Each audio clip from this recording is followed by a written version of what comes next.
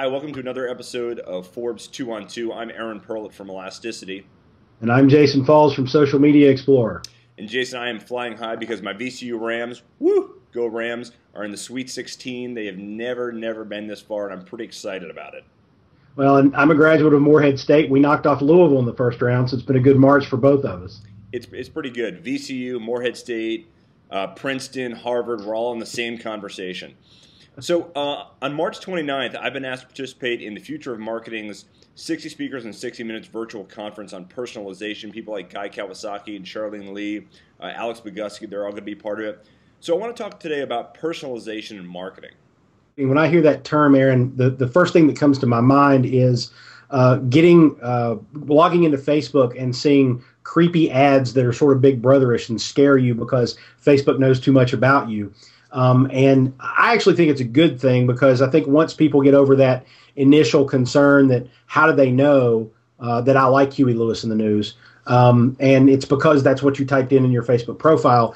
Once you get past the knowledge that Facebook doesn't say, well, okay, advertiser, you can have all of Jason Falls' information or all of Aaron Perlett's information. It says, hey, here's an anonymous user, and this is what that anonymous user likes. We'll serve up your ad to them. Once you get past that initial concern, I actually like personalization in marketing because it delivers a more relevant message to a more relevant audience and sometimes even at a more relevant time. So I don't think the public embraces it as much as we marketers do, but I think they eventually will because it makes more sense.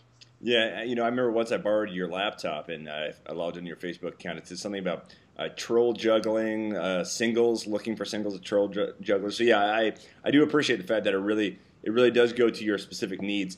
When I think about personalization, I sometimes get worried that we get so caught up in the latest technology.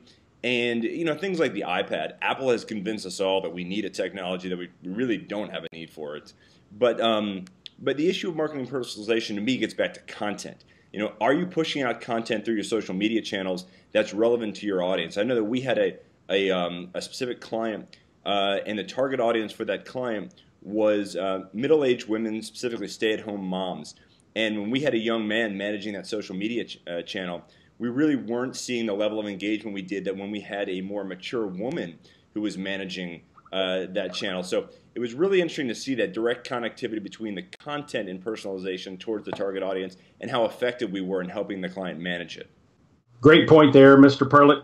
Let's move on to the second topic, though, for the call, and that is Facebook Questions. They just relaunched their Facebook Questions platform, and a lot of people are saying it looks a lot like Quora or whatever that damn site is that I can't figure out how to pronounce. And I'm wondering if you think Facebook Questions will take off and either replace Quora or be some new fandangled thing that people on Facebook dig. Well, I've already seen a ton of people using it today since it just launched yesterday.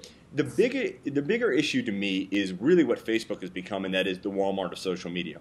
They're kind of doing what Warren Buffett did with his $31 billion grant to the Gates Foundation in screwing every other charitable grant from a PR perspective, is that Facebook is just tending to swallow up every other application that's coming up there. They're so big and they're so powerful, and so many smart engineers and developers want to go work for them that they're simply able to take the technology they're seeing elsewhere, adapt it within the Facebook construct, and then reproduce it. And so I guess I'm a little concerned that Facebook is becoming or has become everything to everyone. And what does that mean from a competitive standpoint?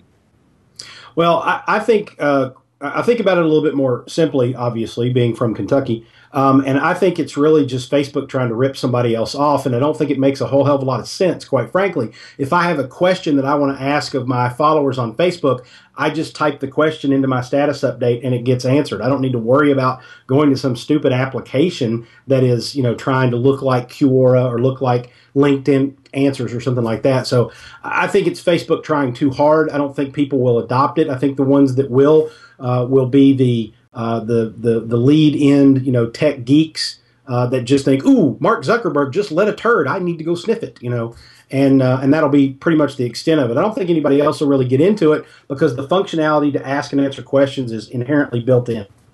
There's nothing like a good Mark Zuckerberg lighting a turd on fire reference.